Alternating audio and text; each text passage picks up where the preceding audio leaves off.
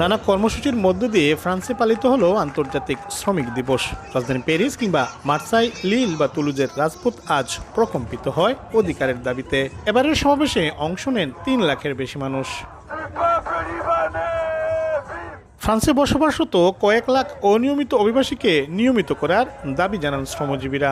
অভিযোগ রয়েছে, শ্রম আইন তোয়াক্কা না করে অনেক ব্যবসা প্রতিষ্ঠান অনিয়মিত অভিবাসীদের নির্ধারিত কর্মঘণ্টার চেয়ে বেশি কাজ করালেও নিয়মিত বেতন পরিশোধ করে না। ফ্রান্সে দেখা যাচ্ছে প্রায় 7 লাখেরও অধিক বেশি মানুষ বসবাস করে থাকে, অনিয়মিত ব্যক্তিরা বসবাস করে থাকে এবং তারা কাজ করছে কিন্তু তাদেরকে কার্ড দেওয়া হচ্ছে না। এটা কিন্তু টোটালি একটা ইনজাস্টিস হচ্ছে তাদের জন্য।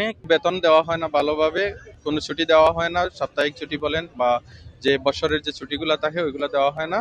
আমার দাবি থাকবে যেন তাদেরকে শ্রম আইনের মাধ্যমে এই শ্রমের অধিকারটা দেওয়া হয়। শ্রমিকদের পাশাপাশি সমাবেশে শিক্ষার্থীদের সরব উপস্থিতি ছিল চোখে পড়ার মতো। ফিলিস্তিন সহ বিশ্বের মুক্তিকামী মানুষের পক্ষে আওয়াজ তোলেন তারা। আমরা সাম্রাজ্যবাদ ও পুঁজিবাদের আগ্রাসনের বিরুদ্ধে কথা বলছি। ফিলিস্তিন থেকে লেবানন, ইরান, পেরু, ভারত কিংবা তুরস্ক ও ফিলিপিন্স, সবখানে মানুষ আজ শোষিত হচ্ছে। আমরা সেই শোষণের বিরুদ্ধেই সংহতি প্রকাশ করছি।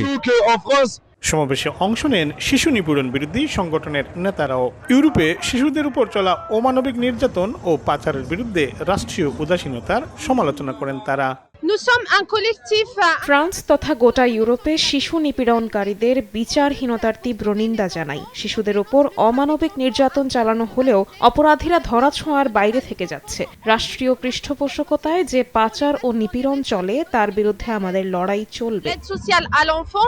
সম্প্রতি ফরাসি পার্লামেন্টে আনা বিতর্কিত বিলে ছুটির দিনেও বেকারি ও ফুলের দোকানে কর্মচারীদের কাজ করার কথা বলা হয়েছে। এর তীব্র বিরোধিতা করে মে দিবসের ছুটির মর্যাদা রক্ষার শপথ নেন শ্রমিক নেতারা। যে কোনো অপ্রীতিকর ঘটনা এড়াতে রাজপথে মোতায়েন ছিল 1.5 লাখের বেশি আইন শৃঙ্খলা বাহিনীর সদস্য। শ্রমিকদের ন্যূনতম মজুরি বৃদ্ধি ও ফ্রান্সে বসবাসরত অনিয়মিত অভিবাসীদের নিয়মিতকরণ সহ অন্যান্য দাবিগুলো খুব জোরালোভাবে তুলে ধরেছেন শ্রমিক সমাবেশে অংশগ্রহণকারী শ্রমিক নেতারা। তাদের প্রত্যাশা, সরকার খুব দ্রুত তাদের এই দাবিগুলো মেনে নেবে। প্যারিসের রিপাবলিক চত্বরের শ্রমিক সমাবেশ থেকে মোহাম্মদ লুৎফুর রহমান বাবু, সময় সংবাদ।